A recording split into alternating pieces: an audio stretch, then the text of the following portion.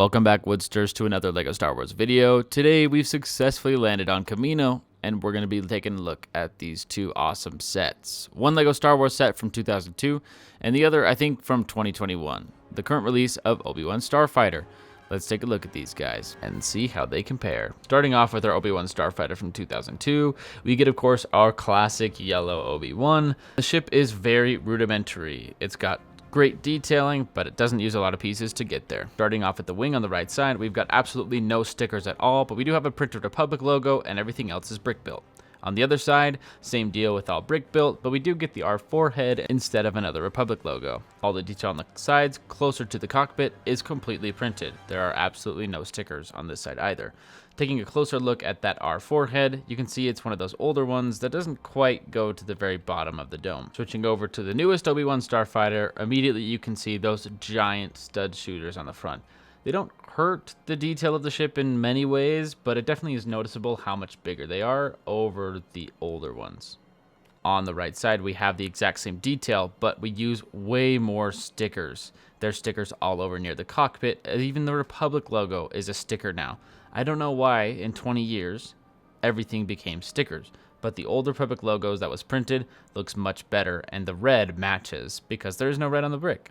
They did do a better job with the left wing. There's still that detail that they use stickers for, but they had a rangefinder on here, or that satellite dish, which just kind of adds to the realism and look of the thing. And then the R4 head is completely painted, looks super good, and spins in 360 degrees. Taking a look back at the 2002 version, at the front of the nose, this is where I really like this version better. All the printed detail, no stickers. There's no room for error on this one. And the front comes to the exact same point as the new one. One positive about the new one, though, is that a lot of that sticker detail is brick built, so they're able to add a lot more depth by using some more pieces.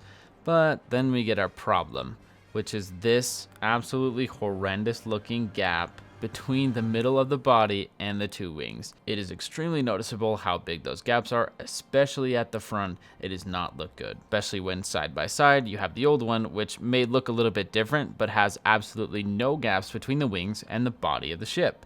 It looks better. But then we go into the back of the ship where we've got our landing gear.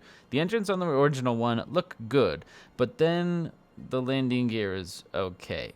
Definitely doesn't look as great from underneath, but it matches exactly what we see in the movie, and they just fold up pretty easily on those wings. But then going through to the other one, there's only one landing gear on this guy, just in the front. It folds up just the same, but technically the 2002 is more accurate with 3 landing gear, but that also leaves us room for the underside of the ship, which gives us space to store the lightsaber, which is an absolute lifesaver. And then on the top, we have place to store the body of R4, which we don't even get a body on the original. Looks good, very thick and round, like your mom. And speaking of figures, on the original one, we only get Obi-Wan in yellow skin. That's it.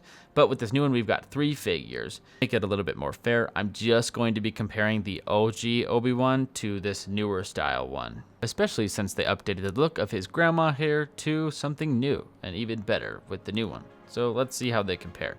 Up first with yellow-faced Obi-Wan, this guy is our most basic Jedi we could possibly have. It's got the Jedi robes with the yellow skin, yellow hands, yellow face. On the back of the figure, there's absolutely no printed detail. It's nothing. Pretty basic, but we do get a nice look at that grandma hair. Looking at the side, it is just basic Obi-Wan, still no printing, but he does get that binocular accessory. Now, the head is interesting. It has the exact same head that we see with Anakin, a set that I viewed a little bit ago, and it's got that printed detail of his little mouthpiece. It's nice, but it is a little uncanny the way that those eyes just kind of stare into your soul. Anyway, up next we have our new Obi-Wan, which is full of printed detail, including printing on the legs, on the chest piece, and of course on the head. There's even a little printing on the back too. It just wrinkles, but it's something interesting that shows us that they were willing to go the extra mile. And no arm printing necessary on this Obi-Wan either. That brings us to the face, which has the same printed detail, just completely new, and includes the hood, which can be completely removed and replaced with the hair too. New hair, definitely more accurate. And finally, we have our lightsabers. That beautiful, beautiful chrome hilt lightsaber. Man, I miss those. You were the chosen one!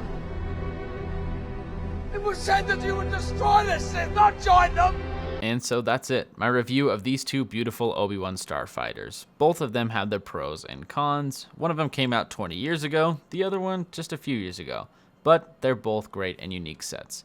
My personal recommendation is going to be that new one. Honestly, it's got the better figure selection, and even though it has those big gaps in the middle, it is just a well-rounded Obi-Wan Starfighter, and definitely something that anyone should pick up if they're a fan of the Clone Wars or just of Episode 2 in general. So that's my take. Thanks for watching. I hope you enjoyed. Don't forget to hit that like button and subscribe. We'll see you next time.